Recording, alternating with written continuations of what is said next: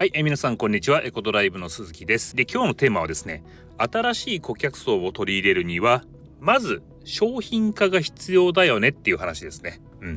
今日の話はどちらかというとサービスや商品を提供している方向けの話になりますね。僕の視点で解説していきたいなと思っています。で、その商品を変えないでマーケティングだけで新しい顧客層を取りに行っているお店や会社をよく見かけるんですけども、それだと難しいと僕は思っていて、要は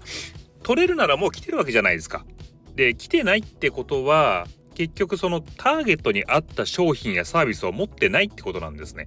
だから結局作んなきゃいけないんですよね。そうで、僕の周りでも単一の顧客層を相手にやってるお店やサービスをよく見かけるんですね。その決まった顧客層っていうのはつまり例えば観光客だけとかね、20代女性とかね、あとは子供だけとか、そういう決まった顧客層。ただこれってちょっとやっぱ危ういなと思ってて、綱渡りゲームみたいな、そんな感じですね。で、これだと万が一のその未曾有のことが起こった時に持ちこたえらんないと。僕もそうなんですけど、その経営者さんだったらなおさらその守らないといけない家族や従業員とかですね、あとその従業員の家族もいるわけじゃないですか。なんで何があっても潰すわけにいかないんですね。だからそういった未曾有のことがあっても潰れないようないったビジネスというものをですね、やっぱり設計していかなきゃいけないと。で、例えばですね、コロナ、これ観光客だけを相手にしてたサービスって壊滅状態だったですよね。その代表例としてはそのハワイとかね、本当に大変気の毒だったんですけども、でハワイでその仕事をなくした人がですね、結構その仕事を求めてロサンゼルスの方に来てましたね。結構うちの方にも連絡がありました。そのハワイでお寿司屋さんをやってたんだけど、その仕事がなくなってしまったんで、車の販売とか何でもしますみたいなね、そういう連絡が結構ありましたよ。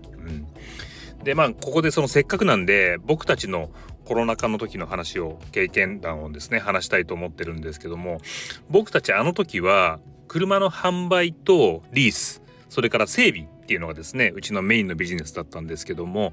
顧客層は主にそのローカルのアメリカ人の方、それから日本人の方、それと海外からの留学生ですね。そうで、あの時って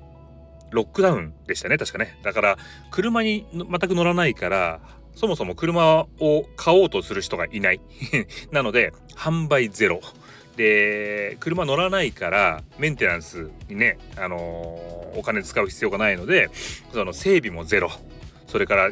で唯一の売り上げはその月々の固定収入のあるリースですね。あの時はうちだいたい200台ぐらいの車を持ってたので、それを貸し出しして最初はねかなり助かったんですよ。ただこっからが問題で、僕たちの失敗はリースのお客様、リースを使っていただいてたお客さんのほとんどがですね、日本人を含めた留学生だったんですね。で、あの時って留学生半ば強制帰国気味だったんですよね。なのでほんとね、毎日のように解約の電話ですよ。本当にもう会社行くとずっとその解約したい、つまりその日本に帰りますっていう電話ですね。あとはその日本だけじゃなくて他の国、自分たちの国に帰るっていうね、そういった解約の電話がすごくって、で蓋開けてみたら残ったのは多額の借金と車という名前の鉄くず。もうね、置くところもなかったから本当大変だったんですよね。で、うちだけじゃなかったですけども、やっぱその海外留学生向けのサービスっていうのは壊滅状態だったですね。ほんとね、お先真っ暗。どうしよっかなっていう感じだったですね。で、その時にですね、流行り始めてたのがフードデリバリーのサービスですね。皆さん使ったことあります？僕も結構ね使ったんですけど、スマホでオーダーしたらその食べ物が自宅に届くっていうね、ああいうサービスすごい便利ですよね。で、あの時ってその配達員の方って自分の車使ってんですよ。で、ちょっとねたまたまチャンスがあったんで、ドライバーの一人にですね悩みを聞いてみたんですね。車に関して。そしたら何て言ったかっていうと、できることなら自分の車を使いたくないって言うんですよ。なんでって聞いたら、要はその車が傷むって言うんですよね。あとはその匂いもつくと。ほうって言って、僕その時に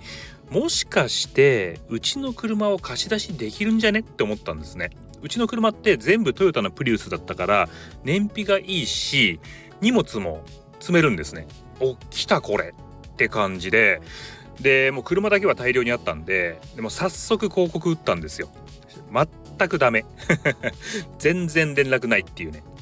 と思ったんですけど、でもう一回別のドライバーにしっかり話聞いたんですね。そしたらどうやら距離